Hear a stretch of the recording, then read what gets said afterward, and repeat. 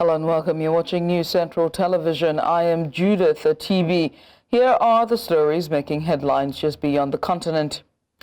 And we begin with the U.S.-China tariff war, where President Donald Trump says Chinese-made smartphones and other electronics will not be exempt from tariffs, adding they are simply moving into a different levy bucket. Now, European stock markets bounced up on Monday morning after Friday's official announcement that some of these products would escape levies of up to 145%. China has called on Donald Trump to completely cancel his tariffs regime and return to the right path of mutual respect. However, U.S. officials said that products would be subject to semiconductor tariff instead, with Trump expected to reveal more details later.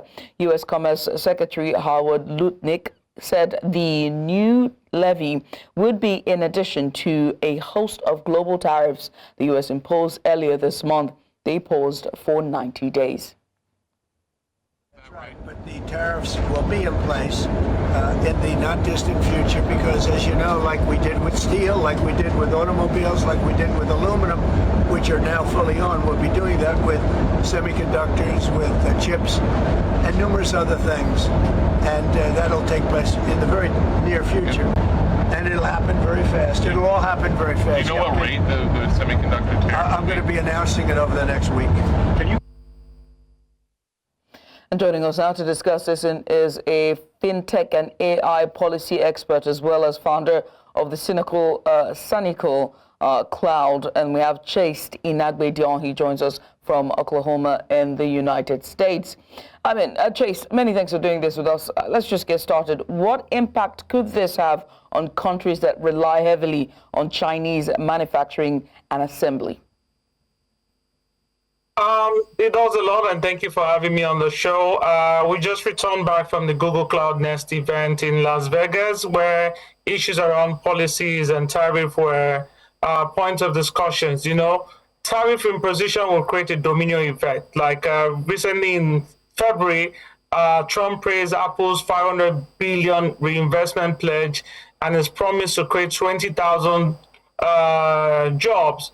So for that move, which is reminiscent of his $350 billion commitment during Trump's first time, when iPhones were temporarily exempt from China's tariffs. So the question isn't just about trade, it's about the future of consumer access, digital infrastructure, and even AI-powered economics. So tariff imposition creates a domino effect, and countries across Africa, Southeast Asia, Latin America, which rely on China for component assembly. Like I was joking with a friend, I remember those days we talk about the UK-US phones from our own country here in Nigeria around the computer village. But this would also see supply delays, contract volatility, increased input costs. Like for regions like West Africa that are scaling digital public infrastructure, this can delay everything from EID system to fintech onboarding tools, which need cheap smartphones and reliable chipsets. And you make a very valid point there. But how might the shifting of tariffs to target the entire electronic supply chain affect global tech companies and consumers? It could stall innovation cycles. Companies like Apple, who earn temporary favor from Trump, like I mentioned, with a major job and infrastructure pledge, may again seek to offset costs by localizing more assembly. But not all tech players can afford to pivot that fast. For startups and small fintech firms, cost spikes in servers, chips. NVIDIA made some recent declarations about some chips. Recently, consumer devices means delayed launches, higher customer acquisition costs, and thinner margins.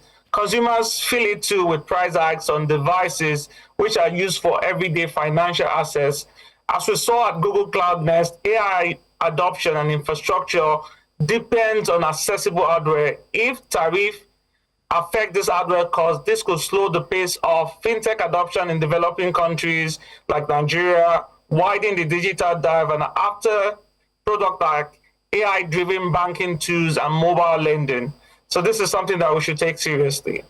And given Trump's claim of no exemptions and the shifting of products into different tariff buckets, how can investors and businesses navigate this uncertain times that we live in? So 3 words I always advise would be them to diversify, hedge, adapt. Investors should track exposure by geographic and sector. It should not just be a focus on one part countries. Like I mentioned, the UK used phones in the day, so you're looking at other European countries. Businesses should shorten their supply chains. They should diversify their sourcing. They should invest in predictive trade analytics. For example, at Sanicle.cloud, we use AI to stimulate policy risk scenarios. So tools like that are essential now, not just for hedge funds, but even for SMEs seeking to de-risk procurement or investment strategies. And I think this should also be on one of the burner topics for the Minister of Finance, also from our home country, Nigeria, the CBN governor, when they're speaking at the spring meetings that will be happening at the World Bank next week. Also, Chaste, know that I was sending you an invoice for that marketing that you did. But Chaste, thank you for doing this with us. We appreciate you for coming. Chaste Inegbedion, just giving us a bit of insight following more tariff and exemptions for China.